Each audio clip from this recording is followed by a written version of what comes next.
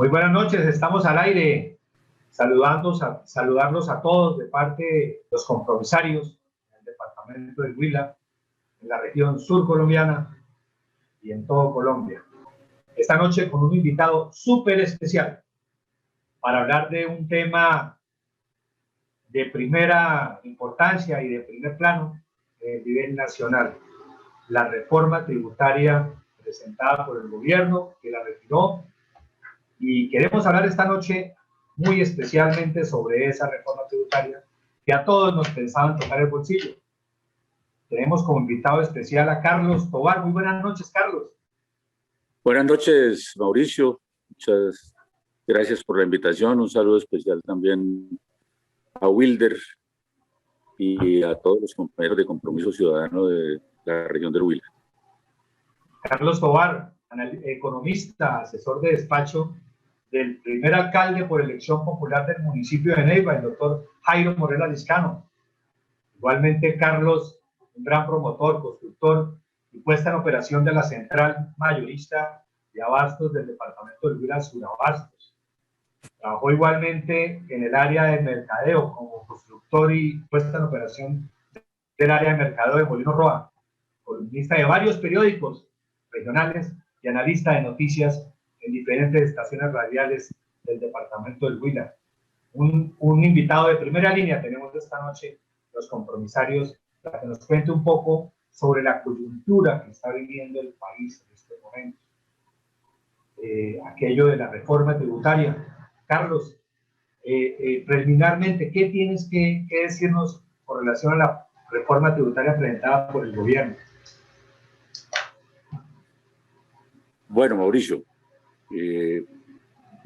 entiendo que pues con quienes vamos a conversar son personas que no tienen una formación de economista y hay que tratar de que estos temas que muchas veces aparecen pues con terminologías que lo hacen ver difícil de entender, pues vamos a tratar de hacer algo didáctico, sencillo, para que todo el mundo entienda qué hay detrás, cuál es el trasfondo de este debate nacional que se ha abierto con la propuesta de reforma tributaria del gobierno, que afortunadamente ya fue retirada. Empecemos por decir que las sociedades se construyen con el aporte de todos sus ciudadanos. Es decir, la forma como construimos las sociedades, independiente de la forma que tomen, pues si es una república, una dictadura o lo que sea. Cualquier tipo de organización social tiene que partir de la contribución que hacen todos y cada uno de sus ciudadanos, especialmente para poder suplir lo que se llama en economía los bienes públicos. ¿Cuáles son los bienes públicos fundamentales? Salud, educación, seguridad, infraestructura, todo tipo de infraestructura, servicios públicos, carreteras, comunicaciones, etcétera, ¿no es cierto? Todos aquellos bienes que son absolutamente imprescindibles para desarrollar las actividades económicas, sociales, políticas, culturales, etcétera. Una sociedad en donde todos podamos contribuir tiene que partir de una premisa que es básica, y es que sea una sociedad incluyente, una sociedad en donde todos participemos, tengamos la opción de participar sobre todo en la actividad más importante que tiene el hombre, que es el trabajo. Y el trabajo nos da la posibilidad de tener, bueno, no solamente la producción, los bienes y servicios, etcétera, sino ingresos personales, ingresos de sociedades, ingresos de otro tipo de organizaciones que se dé la sociedad, para que con esos ingresos, una parte excedentaria, pequeña, todos la depositemos en manos del Estado central para poder suplir todos los bienes públicos, repito. Obvio, hay bienes privados. Esos bienes privados son aquellos que nosotros accedemos a través de nuestros ingresos después de impuestos. Los impuestos son absolutamente indispensables para la construcción de sociedad. Esa es la filosofía con la que se ha venido trabajando en la construcción de las sociedades modernas. En el pasado, la tributación era muy baja. Por ejemplo, nosotros salimos del siglo XIX, una república supremamente pobre, que no tenía mayores ingresos, que venía todavía manejando un sistema de tributos heredado fundamentalmente de la etapa de la colonia española. Y eso pues no le daba al Estado la posibilidad de atender las múltiples necesidades que tenía una población en expansión que estaba además ocupando un territorio difícil como el colombiano, una región atravesada por 3 cordilleras y conformada por innumerables valles en donde establecerse era extremadamente duro, muy, muy difícil. El primer impuesto moderno, digámosle así, que se va a establecer en Colombia, se hace por allá hacia finales de la segunda década del siglo XX, por allá en el año 18 y 19, Esteban Jaramillo, un ministro de Hacienda, propuso y estableció el impuesto de renta, que se empezó a cobrar, pero con la herencia que venía del siglo XIX fue supremamente inoperante durante muchísimo tiempo.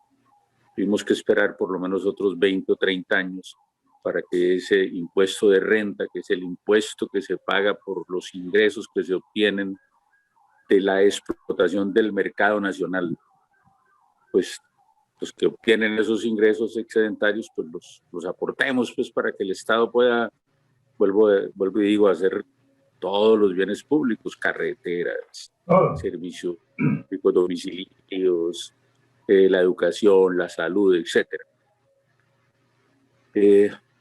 Digamos además que Colombia ha sido un país relativamente pobre, comparativamente incluso con el concierto de los países vecinos de América Latina. Tuvimos que esperar tal vez a que se desarrollara la explotación minero-energética, especialmente el petróleo y el gas, para que los ingresos del Estado fueran unos ingresos relativamente importantes. Bueno, paremos ahí porque aquí puedo echar todo un rollo sobre la formación de la nación colombiana. Pero una pregunta puntual, Carlos. Sí. A hoy, Colombia versus los demás países latinoamericanos, ¿qué tanto está o en qué posición está en la cantidad de tributos que tienen sus ciudadanos? ¿Qué nos puedes decir ante eso? Se paga relativamente bajo y ahora lo vamos a ver por qué, ¿no es cierto? Ajá. Bueno, el impuesto de renta finalmente terminó consolidándose y se convirtió en el principal ingreso del Estado para obtener los recursos que pudieran suplir las necesidades de la modernización del país. Hacia 1980, finales de la década de los 70, el impuesto de renta era el 70% de los ingresos del Estado y el otro 30% fundamentalmente provenía de los impuestos de importación de productos extranjeros al mercado colombiano, que era un impuesto relativamente importante. Se llaman aranceles. Entonces, los aranceles nos daban el otro ingreso importante. Cuando nosotros entramos al proceso de apertura económica, la globalización que impuso el gran capital internacional al mundo entero, más o menos mediados de la década de los 80, comienzos de la década de los 90, como nos abrimos, desaparecieron fundamentalmente los ingresos por aranceles. Entonces, ¿cómo los compensábamos? Entonces, los compensamos con el desarrollo del otro componente de impuestos que hay, que son los impuestos indirectos. Los impuestos directos y progresivos son los del impuesto de renta. Los impuestos indirectos son impuestos regresivos. Ahora voy a explicar en qué se diferencian esas dos cosas, ¿no es cierto? El impuesto progresivo es aquel en donde, en la medida en que usted más gana, más paga. Los impuestos regresivos son aquellos que se cobran independientemente del ingreso de la gente. Entonces, el ingreso de las personas puede ser muy alto, medio o muy bajo, pero pagan el mismo impuesto. Entonces, para alguien que gana mucho, un impuesto indirecto como el IVA puede no pesar, puede ser no significativo, pero una persona que gana menos del salario mínimo, el impuesto indirecto como el IVA se vuelve un componente muy importante de su ingreso mensual o su ingreso diario, ¿no es cierto? Carlos, pero una pregunta, otra pregunta. ¿Por qué el modelo de impositivo, de tributo, de pago de los impuestos, para ciertas personas vemos que ahora muchos políticos les toca por ley hacer pública su declaración de renta? Se observa con unos patrimonios pasados de 10.000 millones de pesos y resulta que van a pagar impuestos ínfimos o no pagan impuestos en cero. ¿Por qué pasa eso? Nos parece, a mí, un ciudadano de a pie que no entiendo el tema, digo, pero ¿por qué está hecho esa norma así? Esa ley de pagar impuestos, ¿por qué se hace así? Bueno, ese es el tema pues que vamos a desarrollar a lo largo de la charla. Entonces, estoy dando unos conceptos claves como para que la gente tenga referencia cómo es que se ha definido la política tributaria, ¿no es cierto? Entonces empezaron a crecer, después de la década de los 80, empezaron a crecer los impuestos indirectos. ¿Cuánto eran los impuestos indirectos comenzando la década de los 80? Una cifra ínfima, irrisoria, era pequeñísima, no llegaba ni a ser siquiera el 5% de los ingresos de los tributos nacionales. Lo que se ha hecho, y eso es una política de la globalización en que nos metió el capital, el gran capital mundial, es que el capital empezó a hacer toda una campaña para quitarse los impuestos y para trasladarlos especialmente a las clases medias y a las clases bajas que no tienen cómo defenderse.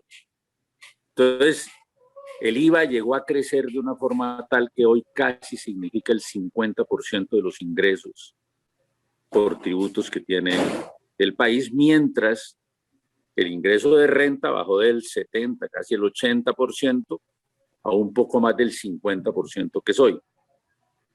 Entonces, ¿cómo es la tributación de los impuestos progresivos o directos, como el de renta? Teóricamente, en Colombia se paga entre el 33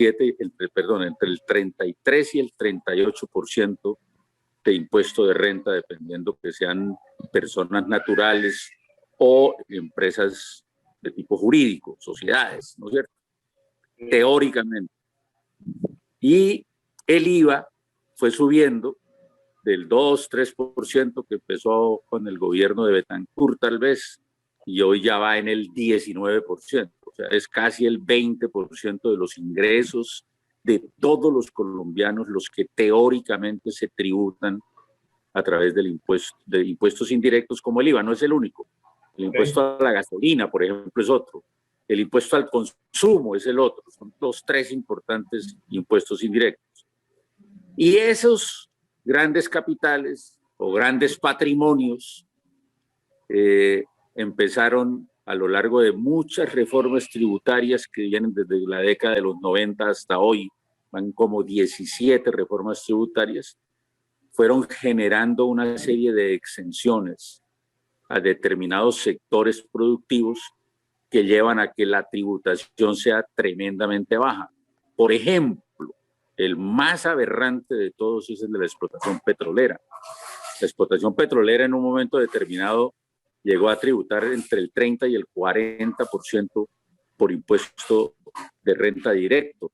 Hoy tributa el 4.8%. Es una ridiculez en un negocio que gana unas cantidades escandalosas en su explotación, porque el petróleo es el combustible que mueve a la economía mundial. La matriz energética del mundo hoy, más o menos el 70-80% todavía es combustibles fósiles. Ya. Ese es otro problema, que es el del problema ambiental, pero no vamos a meter en eso hoy. A mí lo que me interesa es ver cómo muchos patrimonios, no solamente industriales, sino agrarios, por ejemplo, tenencia de la tierra, el impuesto directo sobre la tenencia de la tierra es el impuesto predial. Los impuestos prediales rurales aquí son ridículos, tan ridículos que usted puede tener miles y miles y miles de hectáreas o 1 hectárea o 4 o 5 por años sin pagar impuestos y no pasa nada.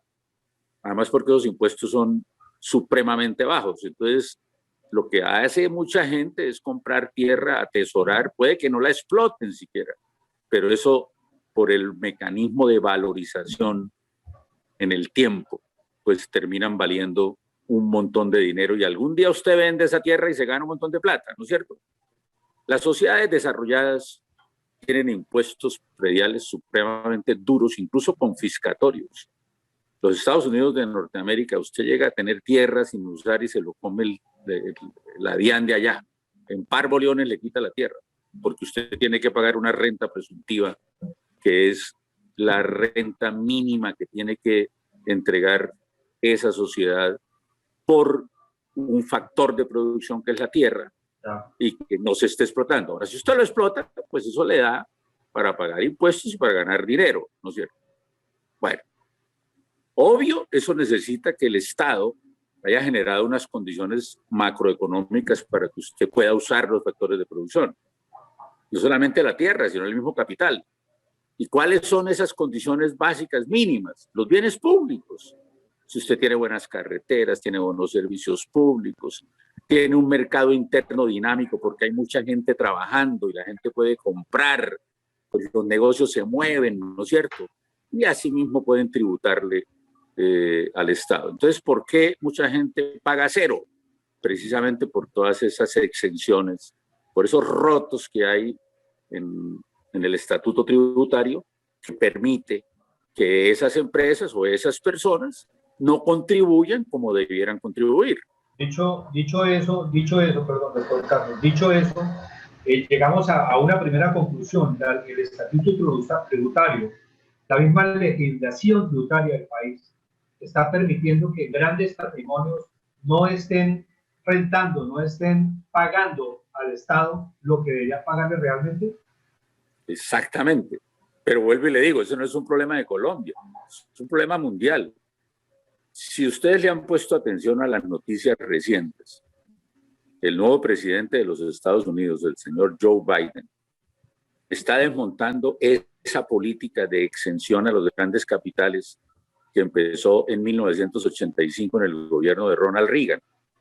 Allá también empezaron a generar unas condiciones de exenciones tan grandes que los grandes capitales están pagando más o menos entre el 18 y el 21%. Biden los va a subir al 49%. En alguna época del desarrollo del capitalismo, sobre todo después de la Segunda Guerra Mundial, la renta directa que pagaban los grandes capitales llegó a ser casi el 80% o más. Entonces el Estado le entraba un chorro de plata y pudieron hacer todas esas modernizaciones que hacen en los Estados Unidos, en Europa, en Japón, ¿no es cierto?, en los países desarrollados, porque pusieron a tributar a la gente. Cuando se arma toda esta globalización, que empezó a mediados de la década de los 80, los grandes capitales empezaron a desmontarse de todos esos tributos y se presentaron cosas tan aberrantes como que la Mercedes-Benz, que es una empresa alemana, trasladó su casa matriz a un paraíso fiscal en Irlanda, donde no paga impuestos, y a través del mecanismo de las patentes se llevó las utilidades de Alemania para Irlanda y pasó a pagar de 36.000 millones de marcos que pagaba más o menos a comienzos de la década de los 90, hacia finales de esa década ya pagaba nomás 2.000 o 3.000 millones de marcos. Okay. Entonces, si usted le pone atención a Joe Biden, ¿qué está planteando? Está planteando subir los impuestos internos a ese nivel pero está planteando una cosa que es absolutamente revolucionaria y por la que hemos venido peleando todos los países del mundo, especialmente los países en desarrollo, y es que las grandes multinacionales paguen impuestos. ¿Qué está proponiendo el gobierno de los Estados Unidos a través de la secretaria del Tesoro, Janet Yellen? Está proponiendo que se establezca una tasa mínima de pago a nivel universal por parte de todas esas empresas multinacionales del 21%.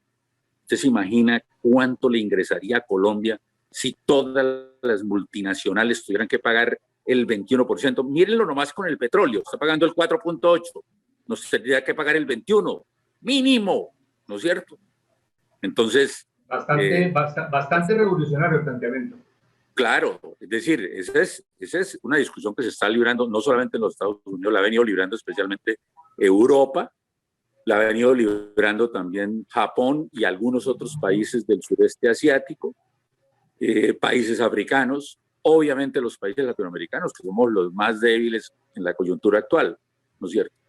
Entonces, ese concepto de pelear porque haya ingresos, tributos, que los paguen los que ganan, es muy importante porque ahí empieza el cambio. Ok, doctor Carlos, para puntualizar un tema y viniéndonos al hoy, a la realidad del país en este momento, el presidente Duque hace 15 días presentó la reforma tributaria. ¿Cómo vio usted esa reforma tributaria presentada por el gobierno? Esa era una reforma tributaria de viejo corte. Es que no paguen los que ganan, sino que paguen las clases medias y los más pobres. O sea, el eje de la reforma tributaria era fundamentalmente modificar los impuestos indirectos, todos, no solamente el IVA, sino el impuesto a la gasolina y el impuesto al consumo. De forma tal que de los 30 billones, que creo que estaba aspirando, 28, 30 billones de pesos, más o menos la mitad eran impuestos indirectos. ¿Sí? Eso en una sociedad que está ya agotada, además que nosotros pagamos muchos impuestos, el IVA, vuelvo y le digo, es el 50% del recaudo nacional, y fuera de eso hay una evasión y una ilusión muy grande todavía, pues no se cobra a todos los que debieran pagar. Hacer esa profundización del IVA era profundizar el empobrecimiento de la inmensa mayoría de los colombianos. Ahora, ¿por qué es importante que la capacidad de pago de los sectores medios y bajos no se afecte?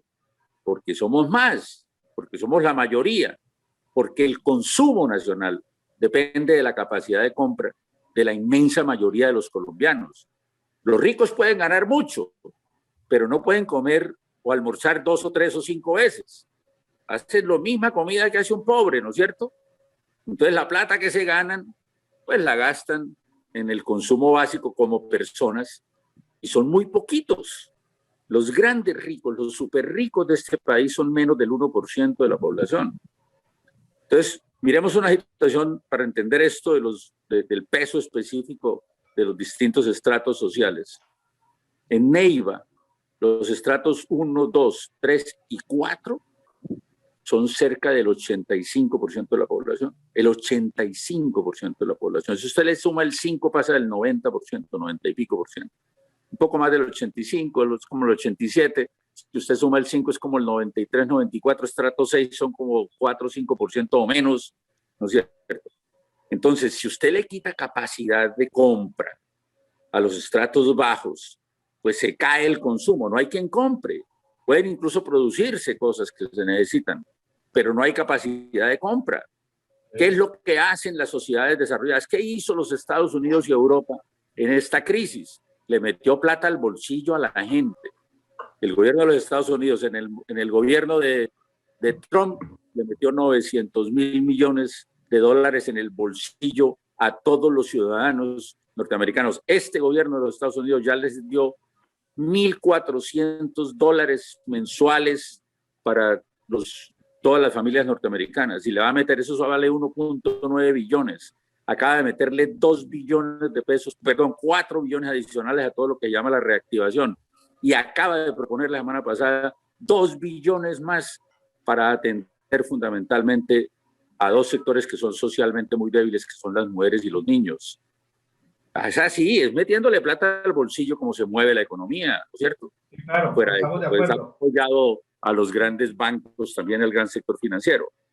Entonces, eh, tomar esa medida, pues como la propone el gobierno, era prácticamente echarle candela a una hoguera, echarle gasolina a una hoguera, porque si ya tenemos dificultades para sobrevivir, tenemos ingresos muy bajos. La mayor parte de los trabajadores colombianos tienen ingresos por debajo del salario mínimo. El DANE acaba de dar un dato de que en Neiva como el 20-25% de los ciudadanos no hacen 3 comidas diarias. Esa es la situación dramática en lo social, ¿no es cierto? Sí, claro. Entonces, tomar una medida Doctor como Carlos, esa, buenas noches. sí, Doctor Carlos, es que viendo la intervención acerca digamos, lo que viene viviendo el departamento, hablaba con Tato y vemos la necesidad de pronto de plantear o ver en miras a un proyecto futuro o que se está empezando a construir dentro del llamado que ha hecho el gobierno nacional a algunos sectores, porque no han sido todos, que eso me parece un grave error. ¿Cuáles serían esos puntos fundamentales que debería incluir esa nueva reforma? Porque creo que es claro de que se requiere la reforma, pero con unas condiciones totalmente diferentes. ¿Cuáles serían esos puntos, doctor Carlos?